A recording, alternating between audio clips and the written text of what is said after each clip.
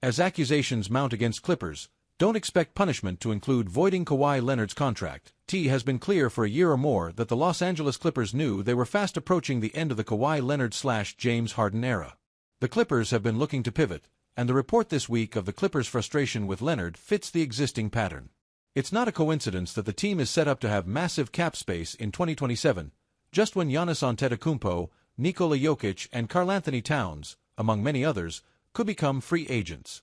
That pivot was clearly coming long before accusations started to mount against owner Steve Ballmer and the Los Angeles Clippers, including new ones that dropped Thursday from the Pablo Torre Finds Out podcast. More details on that below.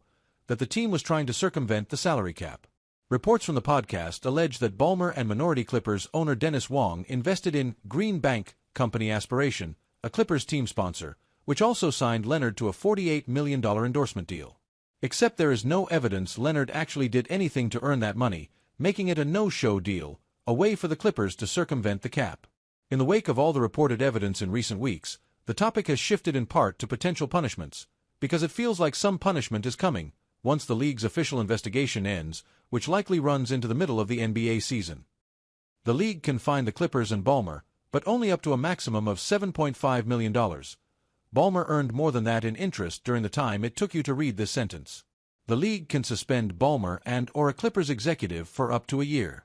The league can take away some of the Clippers' future draft picks, the most painful punishment to the franchise. Also, the league can void Leonard's contract and make him a free agent. Don't expect that one, in part because the Clippers would be good with it. Latest accusations against Clippers. In his defense of Ballmer and the Clippers, Mavericks minority owner Mark Cuban had said that rather than investments and team sponsorships, both of which happened, the easiest way the Clippers could have helped Green Bank Company Aspiration was to buy carbon credits, which is what the fraudulent company was selling. Pablo Torre Finds Out released documents Thursday stating that the Clippers did just that.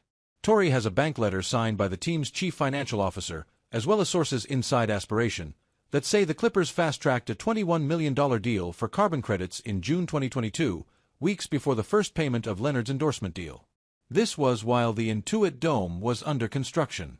The podcast alleges that Ballmer and the Clippers invested $118 million altogether in Aspiration over 18 months, between September 2021 and March 2023. Leonard had a $48 million endorsement deal with Aspiration. $20 million of that was in now worthless stock of the bankrupt company, for which there is no evidence he did any work. Ballmer and the Clippers released a statement both to the podcast and in general about the purchase of these credits, emphasizing that making the new Intuit Dome a green building was very important to Ballmer, and he believed that dealing with Aspiration helped achieve this goal. It's the same idea as when he said he and other investors were duped by the company. Here's the statement the Clippers sent to Torre's podcast.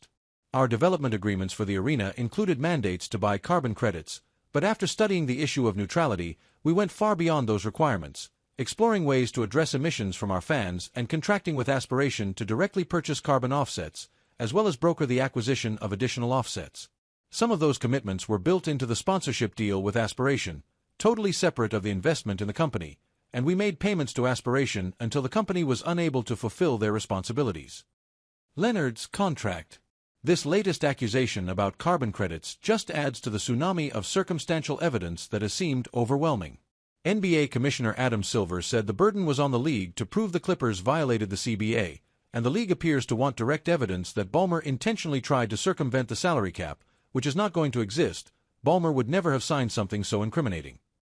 Silver seems more willing to talk about league rule changes around investments and endorsements than punishments, but at this point it feels like the Clippers have to get more than a slap on the wrist.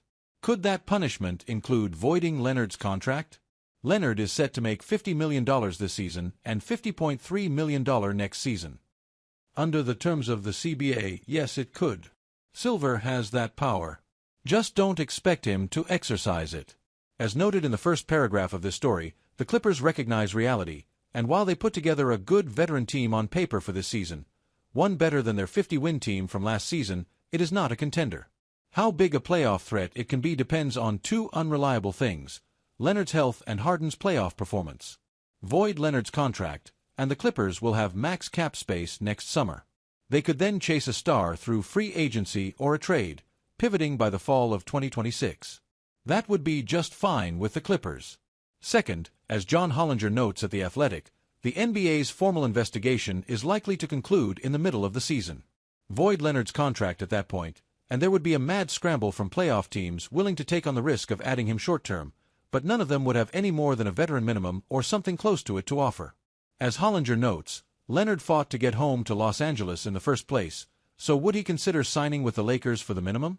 Right now, they can't even offer that amount until mid-January due to being hard-capped at the first tax apron. One thing Hollinger suggests that is interesting: Silver putting the money from Leonard's endorsement contract on the Clippers' books, making them pay a luxury tax bill for it. That is a long shot, but more likely than Silver voiding Leonard's contract. The most likely scenario is the Clippers get fined, lose a first-round draft pick or two, and maybe a Clippers executive gets suspended, but not Ballmer before his new Intuit Dome hosts the All-Star Game in February.